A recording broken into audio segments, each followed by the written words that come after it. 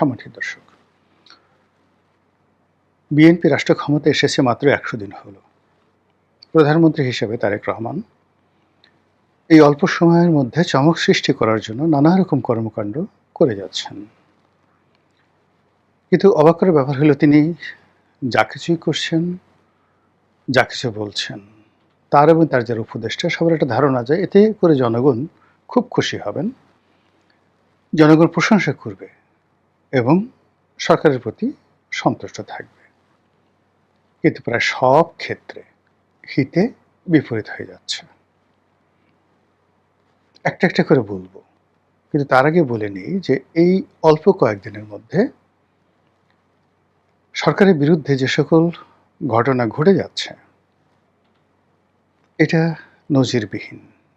এই বাংলাদেশে ৩ মাসের এই সরকারের বিরুদ্ধে এতটা অনাস্থা, এতটা অস্থিরতা, এতটা অবিশ্বাস এবং প্রতিপক্ষ যারা আছে তারা প্রথম দিন থেকে এই সরকারকে ব্যর্থ করার যে চক্রান্ত চালিয়ে যাচ্ছে, এটা একমাত্র খন্দকার মোশতাকের যে সরকার ছিল সেই সরকার ছাড়া অন্য কোনো সরকারের ক্ষেত্রে ঘটেনি। আমাদের দেশের সরকারকে সাধারণত একটা হানিমুন পিরিয়ড দেওয়া হয় ৬ মাসের জন্যে। যারাই এ যাবৎকালে ক্ষমতায় এসেছে ৬ মাস জনগণ চুপচাপ থেকেছে। ১ বছর পর ধীরে ধীরে তারা মুখ খোলার চেষ্টা করেছে। বঙ্গবন্ধু, জিয়াউর রহমান, এরশাদ, এরপরে যারাই ক্ষমতায় এসছে, ইভেন ১১র সময়, ইভেন ডক্টর মোহাম্মদ ইউনূস, সব ক্ষেত্রে কিন্তু জনগণ ৬ মাস কোনো কথা বলেনি আর ১ বছর ধৈর্য ধারণ করেছে। কিন্তু এবার যেটা হলো যে একেবারে ফ্রম দ্য ডে ওয়ান, প্রথম দিন থেকে বিএনপি সরকারের সমালোচনা হচ্ছে, টিটকারি হচ্ছে, ঠাট্টা হচ্ছে, মশকরা হচ্ছে, ট্রল হচ্ছে। ক্ষেত্র বিশেষে নির্মম এবং নিষ্ঠুর বেইজ্জতিমূলক কর্মকাণ্ড ঘটে যাচ্ছে। সব কথা বলবো না, বাধা নেই, কিন্তু বলাটা ঠিক হবে না। সম্মানিত লোকের সম্মান প্রদর্শন করা বা সম্মান দেওয়া এটা উচিত।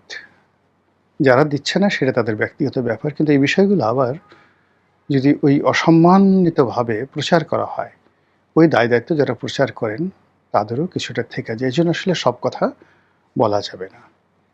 শিরোনামে যেটা বলছি যে সরকারের ১২টা বেজে যাচ্ছে। কেন ১২টা বেজে যাচ্ছে? ফ্রম দ্য ডে ওয়ান সরকারের বিরুদ্ধে যে চক্রান্তগুলো চলছে, এটা রাজপথে কোনো দৃশ্যমান মিছিল নাই, মিটিং নেই। দৃশ্যমান কোনো বিপ্লব নেই, কোনো বিক্ষোভ বা নেতিবাচক কোনো চক্রান্ত নেই। কিন্তু যে সর্বনাশী কাণ্ডগুলো ঘটছে সেটা হলো একটা সাংস্কৃতিক বিপ্লব হয়ে যাচ্ছে। পাকিস্তান জমানা থেকে আমরা দেখেছি যে রাজপথ গরম করার আগে একটা সাংস্কৃতিক বিপ্লব হয়। সে বিপ্লবের একেবারে প্রথম ধাপ ছবি আঁকে, কার্টুন আঁকে, যেটিকে আমরা এখন গ্রাফিতি বলি। এটি আপনাদের মনে আছে যে ইয়াহিয়া খানের গোলাম আজমের যে বিকৃত ছবিগুলো আঁকা হয়েছিল এবং তার প্রেক্ষিতে একটা ৬৯-এর গণ অভ্যুত্থান হয়ে গিয়েছিল।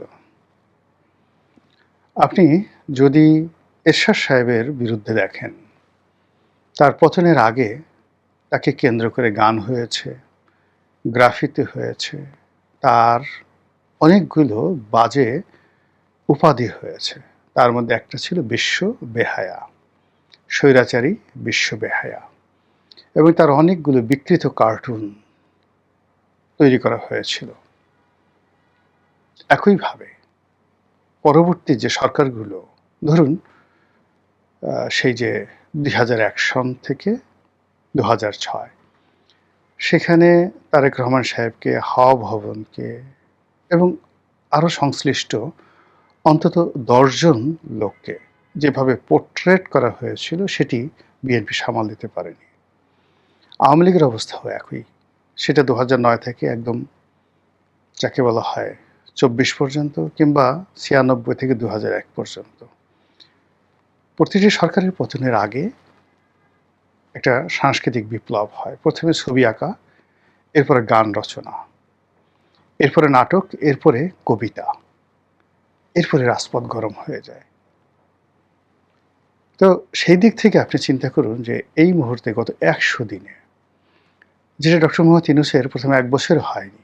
কিন্তু বিএনপির ১ম ১০০ দিনের মধ্যে ইন্টারনেটে গালাগালি, তার পরিবার-পরিজন, তার মন্ত্রী পরিষদের পরিবার-পরিজন, তার একান্ত প্রভাবশালী যারা লোকজন রয়েছেন তাদেরকে কেন্দ্র করে নানা রকম দুর্নাম, বদনাম, এআই ব্যবহার করে বিভিন্ন রকম বিকৃত ছবি এগুলো বাদ দেন। কিন্তু যেগুলো intellectual property সেই intellectual property গুলো এখন রীতিমতো ভাইরাল হয়ে পড়েছে।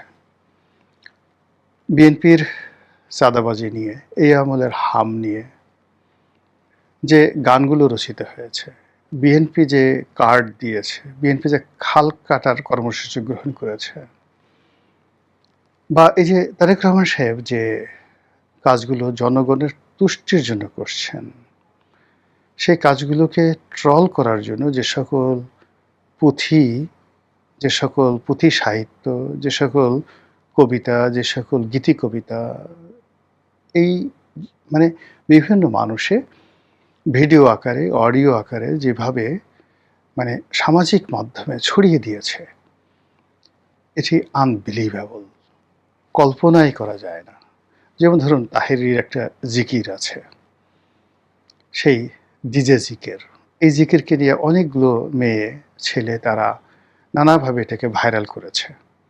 বা দেখা গেল ওই যে হাফিজুর রহমান কুয়াকাটা, তার একটা বক্তব্য ছিল যে, "এই চুপ কর, কি একটা কথা যেন একটা ছোট বাচ্চা ছেলে বলে এসেছিল, জয় বাংলা।"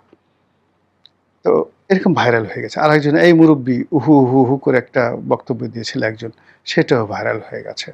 আরেকজন সেই ইসলামী বক্তা, সে বিড়ি টানার মানে যে দৃশ্য দেখিয়েছিল, তারপরে শেষে উহু, উহু করে মানে নানা রকম বিকৃত যে জিনিসগুলো, এগুলোর ফলে কি হলো যে দেখুন যে পুরো ওয়াজের যে ময়দান, এটার যেটা ভাব ছিল, গাম্ভীর্য ছিল, ইসলামী বক্তাদেরকে যেভাবে মানুষ সম্মান করত, মর্যাদা দিত, এখন পুরো যে যারাই আছেন এ জগতে, যদি কেউ বলেন আমি ওয়াজ করি, আমি ইসলামী বক্তা, আমি কোনো পীর, আমি কোনো মাশায়েখ, আমি কোনো মানে যাকে বলে হাদিস বিশারদ, কোরআন বিশারদ, এটা সে আগের জমানাতে মানুষের ভক্তি শ্রদ্ধা তো পাচ্ছে না। উল্টো এই যারা ভাইরাল হয়েছেন ওয়াজের বিভিন্ন বক্তব্যে, সেই ভাইরাল বক্তব্যের পর্যায়ে সবাইকে ফেলে দেয়া হয়েছে। তো সেদিক থেকে ধরেন এই যে বিএনপিকে নিয়ে এখন যে সকল গান হচ্ছে, যে সকল নাচ হচ্ছে, যে সকল ছোট, ছোট নাটিকা তৈরি হচ্ছে, যে সকল টিকটক তৈরি হচ্ছে এবং বহু সংখ্যক মেয়েরা বিশেষ করে যে অমির রহমান পিয়ালের যে বায়োস্কোপ, এই বায়োস্কোপের যে পুরো ডায়ালগগুলো, এই ডায়ালগগুলোকে ১০ সেকেন্ড, ১৫ সেকেন্ড, ২০ সেকেন্ডে ভাগ, ভাগ করে সুন্দরী, সুন্দরী মেয়েরা, সুন্দর, সুন্দর ছেলেরা, যারা খুবই দেখতে সুন্দর, প্রেজেন্টেবল, তারা যেভাবে অভিনয় করে ইন্টারনেটে ছেড়ে দিয়েছে, এটা বিএনপি বস্তা, বস্তা বা টনকে টন স্বর্ণ দিয়েও এই দুর্নাম ঘুচাতে পারবে না। কিংবা ধরুন একেবারে কস্তুরী মৃগনাভি, হরিণের পেটে যে কস্তুরী তৈরি হয় সেটা সুগন্ধ, আনবিলিভেবল সুগন্ধ, সেই সুগন্ধ যদি ছড়িয়ে দেওয়া হয় তবুও এই যে বিএনপি